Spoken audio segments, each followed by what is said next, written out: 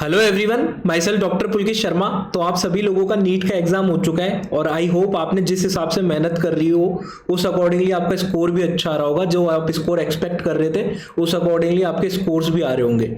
जब अपन नीट का एग्जाम दे लेते हैं तो सबसे बड़ी चीज स्कोर कैलकुलेट करने के बाद में डिफरेंट कोचिंग के आंसर कीज से अपने दिमाग में आता है अपनी कट ऑफ कितनी जाएगी इस साल, क्या अपन उस रेंज में है, कट ऑफ की रेंज में। पिछले साल की अपन कट ऑफ से कंपेयर करके सोचते हैं इस साल कट ऑफ बढ़ेगी, कम होगी, क्या होगा, ये सारी चीजें अपने दिमाग में चलती है। आई होप जब ये आप वीडियो देख रहे हो तो सबने अपना अपना स्कोर कैलकुलेट कर लिया हो डिफरेंट कोचिंग के आंसर कीज से। मैं आपको बताऊंगा, पिछले 3-4 सालों से आप लगातार देख रहे होंगे इस चैनल पे, मैं आपको कट ऑफ्स के बारे में बताता हूं। वो कट ऑफ लॉजिकली मैं आपको बताने की कोशिश करता हूं और ज्यादातर वो चीजें सही भी होती हैं। आप पास्ट के वीडियोस जाके देख सकते हैं। अभी मैं नीट 2023 की कट ऑफ्स के बारे में बात करूंगा। नीट को 2023 की कट ऑफ्स मैं आपको लॉजिकली समझाने की कोशिश करूंगा। बहुत सारे फैक्टर्स मैंने लिए हैं, उनके बेसिस पे मैं आपको लॉजिकली समझाऊंगा। कोई रैंडम फिगर नहीं बोल दूंगा कि इतनी कट ऑफ चले जाएगी, मैं आपको बताऊंगा। उसके बाद में कमेंट सेक्शन में आप अपने ओपिनियंस दे सकते हैं, आपके अकॉर्डिंगली कौन सी चीज आपको सही लग रही है, कौन सी चीज में आपको लग रहा है कि ऐसा नहीं होगा, दूसरी तरीके से चीजें चलेंगी। ठीक है, वो आप अपने ओपिनियंस भी दे सकते हैं। पहले आप इन चीजों को समझने की कोशिश कीजिए जो मैं आपको समझाने की कोशिश कर रहा हूँ। सबसे पहले फैक्टर्स बता देता हूं, कट ऑफ किन किन चीजों पे डिपेंड करती है। आप सभी को पता होगा, नंबर ऑफ स्टूडेंट्स पे डिपेंड करती है, कितने स्टूडेंट्स पिछले साल की तुलना में कम हुए हैं ज्यादा हुए हैं उस पे डिपेंड करती है। दूसरी आपकी चीज डिपेंड करती है कट ऑफ, वो नंबर ऑफ सीट्स पे डिपेंड करती है, पिछले सालों की तुलना में सीट्स आपकी बढ़ रही है कम हो रही है उस पर डिपेंड करती है। पेपर के लेवल पे डिपेंड करती है, पेपर का लेवल पिछले सालों की तुलना में कैसा था उस पर डिपेंड करती है। कुछ हिडन फैक्टर्स होते हैं उन पे डिपेंड करती है। सबसे पहली मैं बात बता देता हूँ, नंबर ऑफ स्टूडेंट्स एग्जाम में हर साल बढ़ते हैं। ठीक है, हर साल स्टूडेंट्स 1-2 लाख स्टूडेंट ज़्यादा ही बैठते हैं। ठीक है, तो उस हिसाब से अपन देखें तो कट ऑफ इस फैक्टर नंबर 1 की वजह से आपकी इंक्रीज होनी चाहिए। ठीक है, दूसरा नंबर ऑफ सीट्स हर साल बढ़ती है। आप देखते होंगे, अगर मैं आज से कुछ साल पहले चलूँ 2016 तक चलूँ तो 2016 में 6000 ऑल इंडिया रैंक पे कॉलेज खत्म हो जाते थे ऑल इंडिया कोटा के थ्रू। अभी आपका अगर मैं बात करूँ 2022 की जो रिसेंटली एग्जाम हुआ था उसमें आपको 22,500 22,700 यहाँ तक कॉलेज आपको मिले। ठीक है, तो आप देख सकते हो कहाँ 6000, कहाँ आपका 22,700।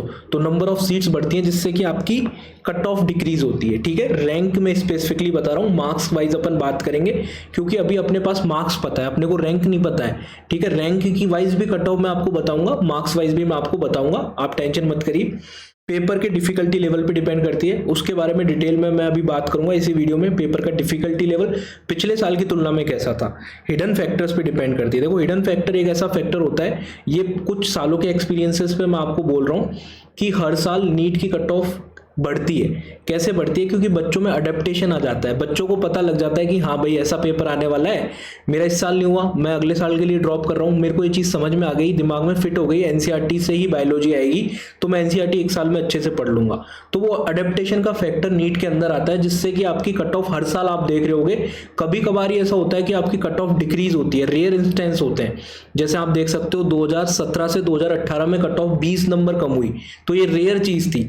बाकी आपकी कट ऑफ हरदम ऊपर जाती है या फिर कम भी आती है तो 4-5 नंबर से नीचे आती है। ठीक है, तो एक हिडन फैक्टर ऐसा है जो कट ऑफ को ऊपर ले जाता है, वो है आपके पेपर को लेके अडेप्टिव होते हैं बच्चे। ठीक है, उनको पता लगता है कि हाँ भाई ऐसा पेपर आता है और फिर वो ड्रॉप करते हैं तो उस अकॉर्डिंगली वो ढल जाते हैं, उससे इनका स्कोर इंप्रूव होता है। ठीक है, ये हिडन फैक्टर है जो भी आपकी कट ऑफ को ऊपर की तरफ ले जाता है। ठीक है, तो अगर मैं तीसरे फैक्टर की डिटेल में बात करूं पेपर के डिफिकल्टी लेवल की, तो फिजिक्स देखो, जो भी मैंने बच्चों से बात करी, जो भी मैंने पेपर देखा, पिछले साल की तुलना में ऑलमोस्ट सेम था। और अगर कुछ बच्चों का मानना है पिछले साल की तुलना में कम ही था, इजी था, पेपर का जो लेवल था वो इजी था या फिर ऑलमोस्ट सेम था। किसी भी बच्चे का ये नहीं कहना था कि पेपर पिछले साल की तुलना में फिजिक्स का टफ आया है। ठीक है, या तो वही लेवल मान सकते हो या फिर थोड़ा सा नीचे ही मान सकते हो फिजिक्स को। बायोलॉजी की बात करूँ तो क्लियरली इजी था आपका पिछले साल की तुलना में। पिछले साल बायोलॉजी का पेपर बहुत टफ आ गया था, असर्शन रीजन के बहुत सारे क्वेश्चंस आ गए थे, पेपर थोड़ा सा लेंदी भी बहुत था बायोलॉजी का। इस बार आपकी बायोलॉजी का पेपर सिंपल है पिछले साल की तुलना में। केमिस्ट्री की अगर मैं बात करूं तो पिछले साल की तुलना में क्लियर कट आपका डिफिकल्ट पेपर है। सभी स्टूडेंट्स को, ज़्यादातर स्टूडेंट्स को केमिस्ट्री पिछले साल की तुलना में डिफिकल्ट लगी है। ठीक है, तो आपके 3 सब्जेक्ट का ये एनालिसिस हो गया। अब देखो कट ऑफ पे भी आएंगे, सारी चीज़ें आपको एक बार समझना जरूरी है, क्योंकि आप वीडियोस देखते हो उनमें डायरेक्टली आप पे थोप दी जाती है चीज़ें कि हाँ भाई पिछले साल 595 गई थी, इस बार 600 जा रही है, इस बार 590 जा रही है। ऐसा नहीं होता, आप चीज़ों को समझने की कोशिश करो। तो फिजिक्स और बायोलॉजी की अगर मैं बात करूँ तो 540 मार्क्स आपका ये होता है। 540 मार्क्स का पेपर आपका पिछले साल की तुलना में ईजी था, ठीक है जी। केमिस्ट्री की बात करूं 180 मार्क्स इसका कंट्रीब्यूशन होता है, तो 180 मार्क्स का पेपर आपका पिछले साल की तुलना में डिफिकल्ट था, ठीक है। तो नंबर 3 फैक्टर जो पेपर का लेवल है वो भी आपका कट ऑफ को बढ़ाने की तरफ जा रहा है, ठीक है। अपन ने 4 फैक्टर्स की बात करी थी, कौन कौन से 4 फैक्टर? नंबर ऑफ स्टूडेंट बढ़ते हैं, ठीक है, इससे आपकी कट ऑफ भी इंक्रीज होती है, कंपटीशन थोड़ा सा बढ़ता है। नंबर ऑफ सीट्स बढ़ती है तो आपकी कट ऑफ कम होती है, ये आपके फेवरेबल फैक्टर है, ठीक है। ये आपके फेवर में है कि नंबर ऑफ सीट्स बढ़ती है, हर साल कुछ हजारों सीटें आपकी बढ़ती है, नए कॉलेज खुलते हैं, गवर्नमेंट नए कॉलेज खोलती है, स्टेट गवर्नमेंट सेंट्रल गवर्नमेंट मिलकर कुछ कॉलेज खोलते हैं हर साल, जिससे कट ऑफ थोड़ा सा नीचे जाती है। पेपर के डिफिकल्टी लेवल की बात करूँ तो पिछले साल की तुलना में ऑल ओवर पेपर अपना ईजी है, जैसे कि मैंने आपको बताया।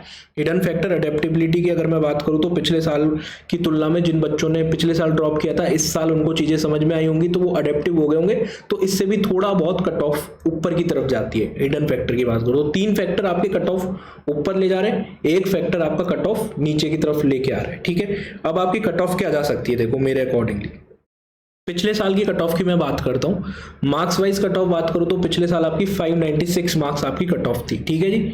रैंक थी ऑलमोस्ट आपकी 22,700, ये जनरल कैटेगरी की मैं बात कर रहा हूँ। ईडब्ल्यूएस और ओबीसी में लगभग 500-700 ऊपर तक कॉलेज मिलता है, जैसे 22,700 तक मिला है तो ये मान के चलिए 23,500 के आसपास आपको ईडब्ल्यूएस ओबीसी में कॉलेज मिलने की संभावना रहती है। ओबीसी में इतना डिफरेंस नहीं आता है, ईडब्ल्यूएस में होता है आपको 700-800 ऊपर तक कॉलेज मिलता है, ठीक है।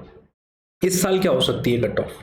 इस साल ये सारे फैक्टर्स को कंसीडर करके मैं मान के चल रहा हूँ 602 से 604 नंबर आएंगे, तो आपकी 24,000 के आसपास रैंक आ रही होगी।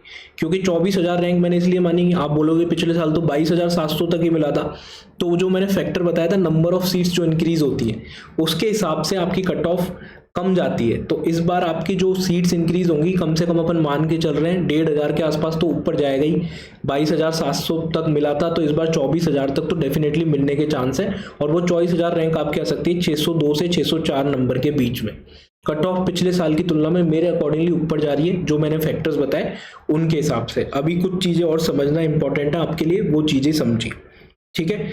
अब जो लोग बॉर्डर लाइन पे है, 590 प्लस है, 595 है, 597 है, उन लोगों को परेशान होने की जरूरत नहीं है, क्योंकि अपने को कुछ चीजें डिपेंड करती है काउंसलिंग पे। काउंसलिंग कैसे होती है, नंबर ऑफ सीट्स कितने बढ़ने वाली है अपने को नहीं पता, रूल्स कौन से नए इंप्लीमेंट होने वाले अपने को नहीं पता, 50% सीटें जो पिछली बार प्राइवेट मेडिकल कॉलेजों के अंदर गवर्नमेंट फीस पे नहीं हो पाई थी, इस साल होने वाली है नहीं होने वाली है अपने को नहीं पता। तो कई सारी ऐसी चीजें जो अपने को नहीं पता। आप मान लो किसी ऐसे स्टेट से बिलोंग करते हो जहां पे अचानक से बहुत सारे कॉलेज खोल दिए स्टेट गवर्नमेंट ने, तो आपकी कट ऑफ नीचे जाने की संभावना हो जाएगी। तो वो अपने को नहीं पता, क्योंकि जो गवर्नमेंट है वो भी लास्ट टाइम पे जगती है। जब आपका रिजल्ट आ जाएगा या फिर जब एग्जाम हो गया तो उसके बाद उनको लगता है कि हाँ कॉलेज खोल देने चाहिए, ठीक है। पूरे साल तो कोई अनाउंसमेंट होते नहीं है, तो जो मेजर अनाउंसमेंट होते हैं वो एग्जाम के बाद से लेके काउंसलिंग के बीच अनाउंसमेंट होते हैं, ठीक है। तो उसका भी आपको वेट करना है। अब देखो नीट की काउंसलिंग बहुत कॉम्प्लेक्स होती है, आपको पता है all India quota state quota की अलग अलग काउंसलिंग होती है। तो इसके लिए पिछले साल भी अपन ने एक पर्सनलाइज काउंसलिंग प्रोग्राम करा था, जिसमें ऑलमोस्ट 500 से 600 बच्चों ने एनरोल करा था, और उनमें से बहुत सारे बच्चे, हंड्रेड्स ऑफ स्टूडेंट अपने डिजायर्ड और बेस्ट मेडिकल कॉलेज में जो उनकी रैंक पे उनको मिल सकता था। तो इस पर्सनलाइज काउंसलिंग प्रोग्राम में आपको क्या मिलेगा, इसमें आपको ऑल इंडिया कोटा और स्टेट कोटा की काउंसलिंग मिलेगी लास्ट राउंड तक, ठीक है। मॉप अप राउंड तक आपको असिस्टेंस मिलेगी, चॉइस प्रेफरेंस लिस्ट मिलेगी आपको all India quota state quota दोनों के लिए। व्हाट्सएप पे सपोर्ट मिलेगा आपको 24/7, आपको व्हाट्सएप पे सपोर्ट मिलेगा। कॉलेज की फीस, कॉलेज के बॉन्ड वगैरह सारी डिटेल्स आपको मिलेंगी। व्हाट्सएप ग्रुप में आपको एक ऐड कर दिया जाएगा जिसमें जनरल नोटिफिकेशन बहुत सारे आते हैं कि इस स्टेट की काउंसलिंग स्टार्ट हो गई है, इसकी स्टार्ट हो गई है, ऑल इंडिया की स्टार्ट हो गई है, फर्स्ट राउंड का रिजल्ट आ गया। तो वो उसमें जनरल एक व्हाट्सएप ग्रुप मिलेगा जिसमें आपको जनरल इन्फॉर्मेशन सारी मिल रही होंगी, ठीक है। आपको अपनी रैंक के हिसाब से बेस्ट मेडिकल कॉलेज दिलाने की कोशिश करी जाएगी, ठीक है। लास्ट राउंड तक जहां तक आप काउंसलिंग कराओगे मॉप अप राउंड तक ये आपको सारी चीजें मिलेंगी, ठीक है। ये जो काउंसलिंग प्रोग्राम होता है बहुत सारे लोग जो करते हैं इसको 25,000 50,000 ऐसी फीस होती है, ठीक है। आपकी जो फीस रखी गई है इसकी 2000 रुपीज़ इसकी फ़ीस रखी गई है, जो कि मिनिमम चार्जेस हैं। जो एक टीम होती है जिसके एक्सपेंसेस होते हैं वो एक्सपेंसेस इसके थ्रू कवर किए जाते हैं। इसको आप कैसे ज्वाइन कर सकते हैं? आप व्हाट्सअप नंबर, ये रहा जो नंबर आपको दिख रहा है, ये व्हाट्सअप नंबर है, इस पे आपको स्क्रीनशॉट शेयर करना है, ठीक है। आप पेमेंट, मोड ऑफ पेमेंट कोई भी आप यूज़ कर सकते हैं। सेम नंबर पे गूगल पे, जी पे, फ़ोन पे, पेटीएम, कोई भी पेमेंट मेथड यूज़ करके सेम नंबर पे आपको स्क्रीनशॉट शेयर करना है व्हाट्सएप के ऊपर। फिर आप पर्सनल काउंसलिंग प्रोग्राम में एनरोल हो जाओगे और लास्ट राउंड तक आपकी काउंसलिंग में पूरी हेल्प करी जाएगी, ठीक है। इसके अलावा आप टेलीग्राम चैनल भी ज्वाइन कर लीजिएगा। टेलीग्राम चैनल का नाम है नीट इन्फो। डिस्क्रिप्शन बॉक्स में मैं लिंक भी दे दूंगा, वहाँ जाके आप टेलीग्राम चैनल भी जरूर से ज्वाइन कर लीजिएगा। वीडियो अच्छा लगा, इन्फॉर्मेटिव लगा तो आप वीडियो को लाइक करके चैनल को सब्सक्राइब कर दीजिए। और भी ऐसे वीडियो आते रहेंगे आपकी, जो कई सारे यूट्यूब पे लाइव होंगे। आपका जो लास्ट राउंड ऑफ काउंसलिंग है वहाँ तक आपकी इस चैनल के थ्रू मदद की जाएगी, state quota, all India quota, सभी में। तो आपको वीडियो लाइक अच्छा लगा तो वीडियो को लाइक करके चैनल को सब्सक्राइब जरूर कर दीजिएगा। Thanks for watching. मिलते हैं किसी अगली वीडियो में। बाय।